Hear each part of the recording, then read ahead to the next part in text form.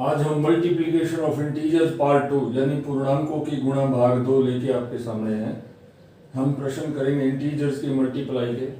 कल हमने जो प्रश्न किए थे ऐसे कुछ, उसमें एक इंटीजर घटा का था, एक इंटीजर जमा का था, एक पूर्णांक घटा का था और एक पूर्णांक जमा का था। तो हमारे पास इस प्रकार के उत्तर आए थे। देखिए कल के कार्य की दोहराई है।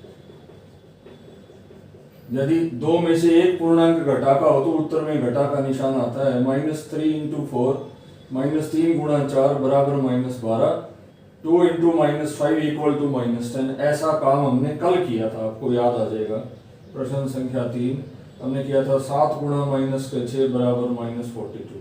इस तरह के एग्जाम्पल किए थे और इनके पीछे नियम कौन से लगाए थे, चलिए मैं नियम की ओर आपको बता रहा हूँ। मल्टीप्लिकेशन में बेसिकली जो रूल्स काम आते हैं वह पहला है कॉम्यूटेटिव लॉ, हिंदी में कहते हैं क्रम विनिमय नियम। a गुणा b बराबर b गुणा है, यानी जो डिजिट पहली है वो यहाँ दूसरी बन जाती है, जो डिजिट दूसरे नंबर पे वो यहाँ पहले नंबर पे बन जाती है। This is called commutative law, क्रम विनिमय नियम।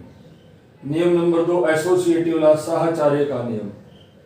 a गुणा b गुणा c, देखिए b और c ब्रैकेट में बंद है, बराबर a गुणा b गुणा c, a और b इस बार ब्रैकेट में बंद है। इस नियम को साहचर्य का नियम कहते हैं। नियम नंबर 3 डिस्ट्रीब्यूटिव लॉ, वितरण का नियम।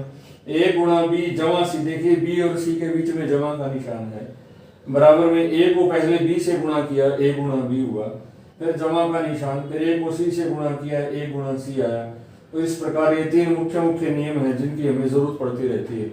आइए अब इन पर आधारित प्रश्नों को हम करते हैं। अभ्यास के लिए 3 प्रश्न हमने किए थे। प्रश्न संख्या 4 है -5 × -15। प्रश्न संख्या 5 है -7 × -13। प्रश्न संख्या 6 है -8 × -12 और प्रश्न संख्या 7 है -6 × -11।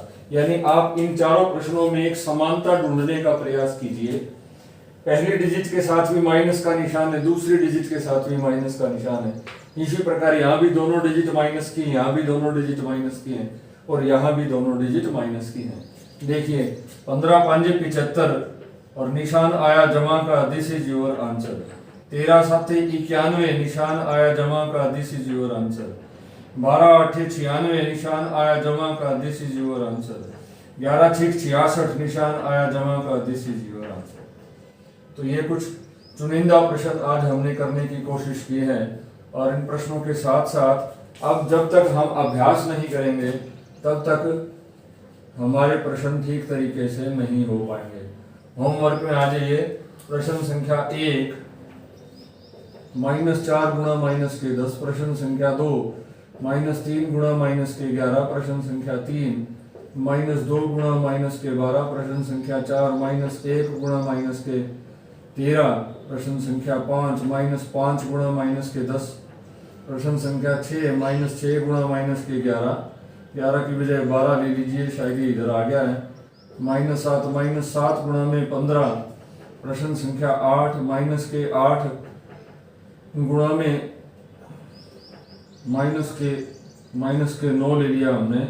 और प्रश्न संख्या 9 -5 × -20 और प्रश्न संख्या 10 -4 × -21।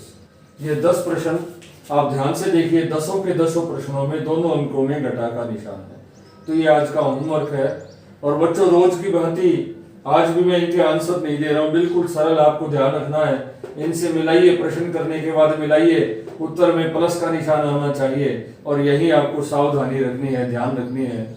और प्रत्येक प्रश्न करने के बाद आपको रिवाइज अवश्य करने हैं, दोहराने जरूरी है। कहते हैं दोहराई करने से प्रश्न पक्का होता है, अच्छा होता है और कोई भी बीच में गलती हो तो हाथ की हाथ दूर हो जाती है। चलो बच्चों, आज का काम इतना ही। Okay, thank you.